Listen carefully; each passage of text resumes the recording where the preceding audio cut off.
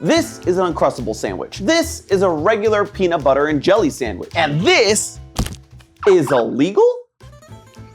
Hello, Internet! Welcome to Food Theory, the channel that's all flavor and no crust. But I guess I should be careful, because now it looks like cutting the crust off your sandwich may get you into some hot water. Just to catch you up on what's the happy haps in the food world, J.M. Smucker, the jelly makers that graced the world with Uncrustables way back when— no, seriously, it's way further back than even I realized. 1998 was when they first started going by the name. But fast forward to now, and they're suing the grocery store chain Trader Joe's for their Uncrustables. I've been seeing it all over my feeds because it's a pretty hilarious headline. I mean, what, making and selling peanut butter and jelly sandwiches is illegal now? It may seem like a ridiculous lawsuit, but there's an unfortunate reality for Smucker that's fueling their fight. They are in a jam, and if they don't take Trader Joe's down, they'll disappear like the crusts on their sandwiches. And if you stick around to the end of the video, I'll show you why. Now, in case you're like me and don't really dig peanut butter and jelly sandwiches,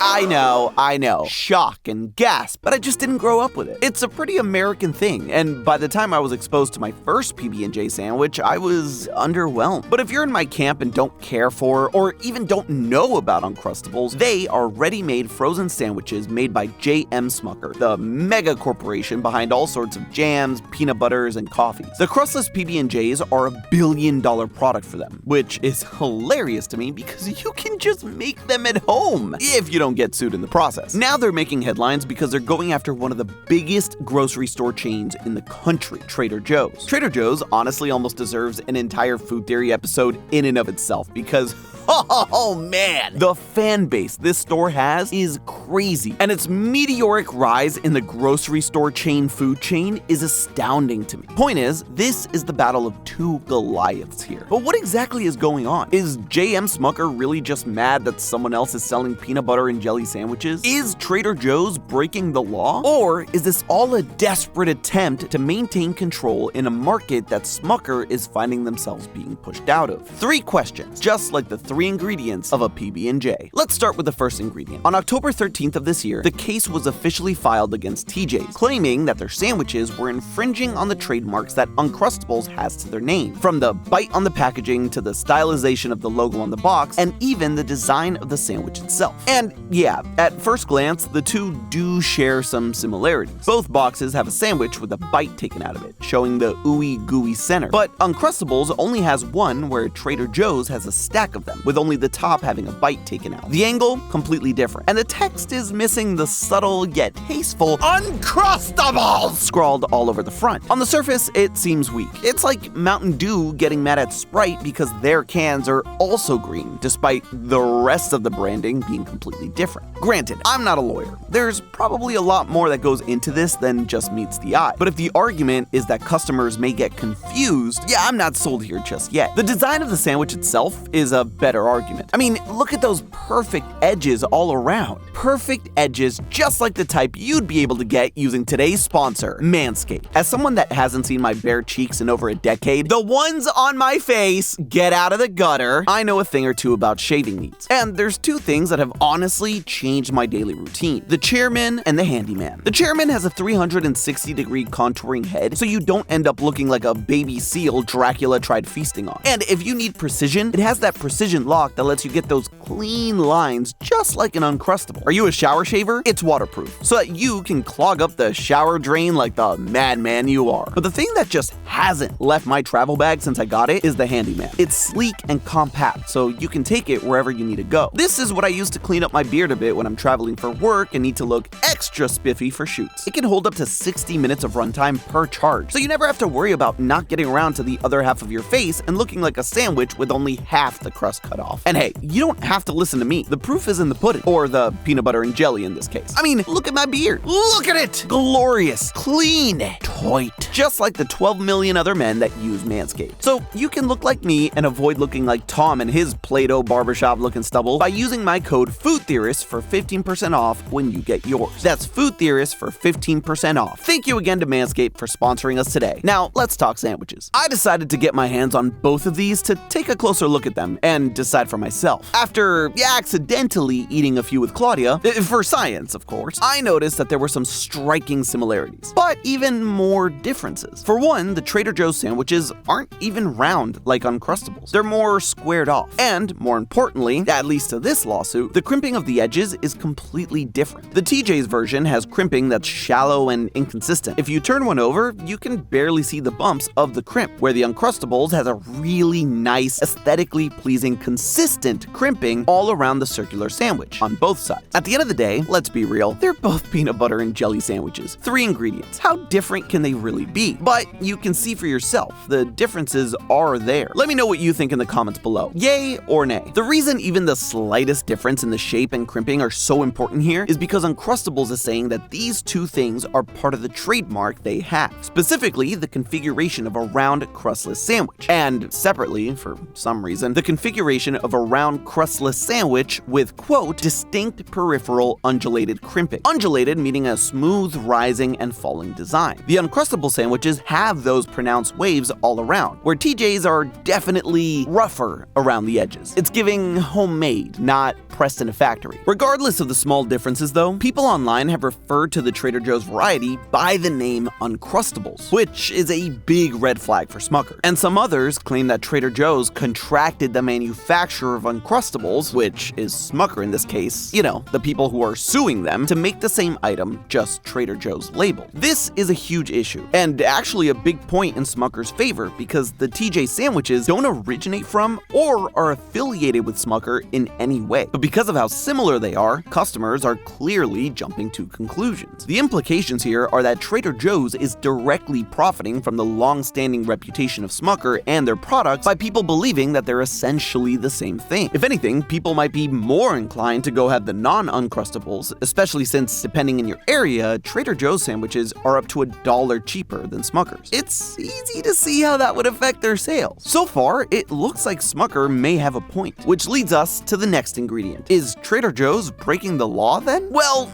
not necessarily. And one of their biggest arguments here is that there's only so many ways you can skin a cat, or crimp a sandwich, I guess. If they can successfully argue that it's a functional thing, meaning it's just what you gotta do to close a crustless sandwich and not something that can be trademarked, then they have a solid defense. But the biggest thing they have in their corner is actually the exact opposite of what Smucker is claiming. Their branding. Almost everything in their stores is Trader Joe's labeled. Very few big brands get to sit on their shelves, and the customers know that. If you go and see waffles there, a customer will assume that it's not Eggos, it's Joe Goes. Okay, fine, they're just called waffles, but the point stands. On top of that, Trader Joe's has a very strong reputation, not just for selling its private label dupes, but for the quality of those dupes. When people go to shop at Trader Joe's, it's not to get big brand items for cheaper, it's to get Trader Joe's items, still for cheaper. Take the sandwiches in question. Trader Joe's version not only has less calories, but less sugar, less sodium, and more protein than the Uncrustables. But obviously, I'm gonna have to try them both out for myself. All right, so here we are with our Uncrustables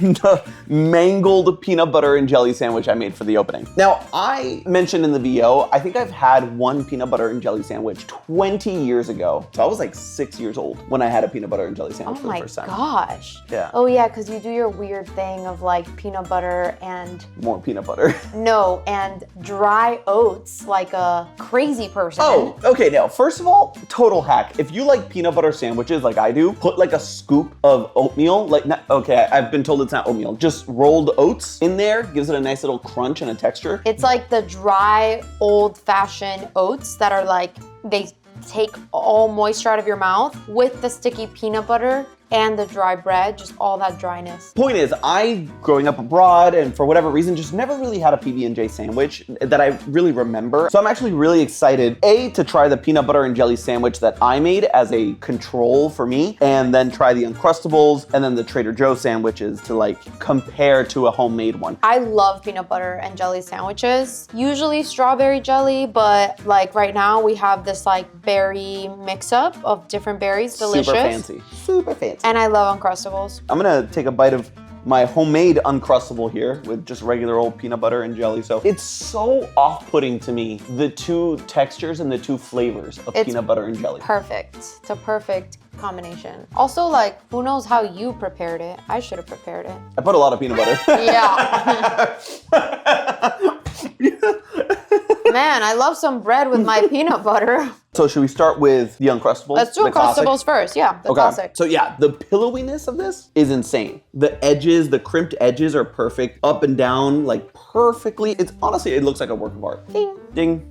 It's a lot of jelly, not jello. It's perfect. I could see why kids would like this. The bread is elite. I want them to just sell the bread. Yeah, it's like that good, like bad for you bread. If this is bad, I don't want to be good. I don't know, it's just for me. It's a lot of jelly for you. It's a lot of jelly. Yeah. It's a lot of jelly. There's only a little bit of peanut. I feel like the Uncrustables is the exact opposite. So for me, the Uncrustables is almost the exact opposite of the peanut butter and jelly sandwich that I made, where yeah, it's but your way more jelly. Your preparation is atrocious. Like, that's not a good baseline. These are the Trader Joe's totally not Uncrustables, the ones that they're getting sued for. So it's actually really interesting. You can see the seam of the two different sandwich halves here, and the crimping is absolutely like uneven in the sense that like one side you don't see anything, the other side you see the crimping. But even then it's like square, it's like it looks rougher. Well, and it looks like more like bread you would buy, right? Like this is our home bread and this is Trader Joe's. Like it looks more like the bread. Like this one is like factory made. Yeah, it's like bread on, it's bread product. Oh, whoa.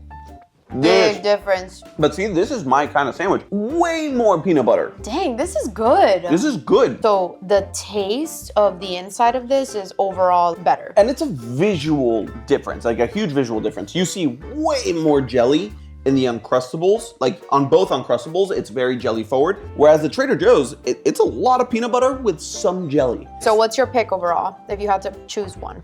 Trader Joe's. Okay.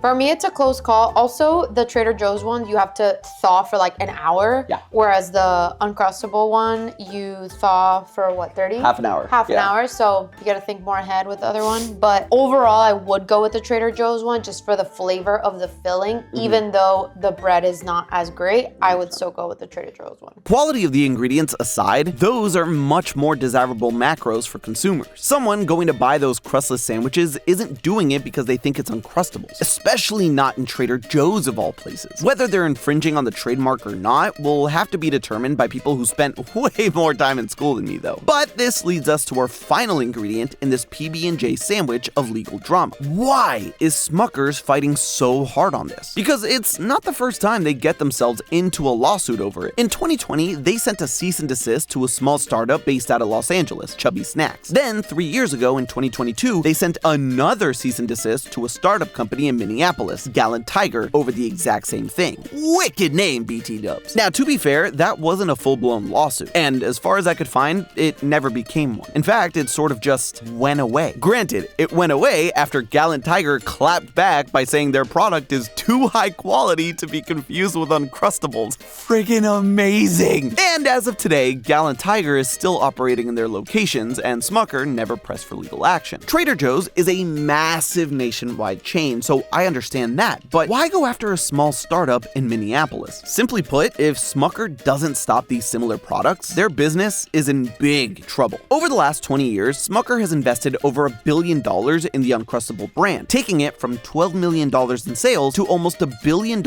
in sales every year. It accounts for 1/10 of their annual revenue. If that starts to go down, it's a big hit to their company in a time where their dog snack and other baked goods departments are struggling. Their Golden Goose being sold by other companies and arguably made better is something they literally can't afford. So whenever something pops up that might be a threat, they go full force on the offensive. Their lawsuits also line up with periods of slow or even negative growth for the company, which makes sense. They see their numbers start to shrink, and when a competitor comes onto the market, they squash it out of panic that their profits are going downhill. Smucker knows that if they let Uncrustables slip, the entire empire might all go crumbling down like a stale PB&J sandwich. And while before they were up against small startups that couldn't match their reach or even price point, Trader Joe's is a fight they might not be able to win. It'll probably be a lengthy battle, and we don't know which way it'll go, but if Smucker doesn't come out on top, even if they just settle and it goes away quietly, they may see their dominance in the market start to shrink slowly, and their billion-dollar investment might leave them in a sticky situation. But hey, that's just a theory. A food theory! Buen provecho.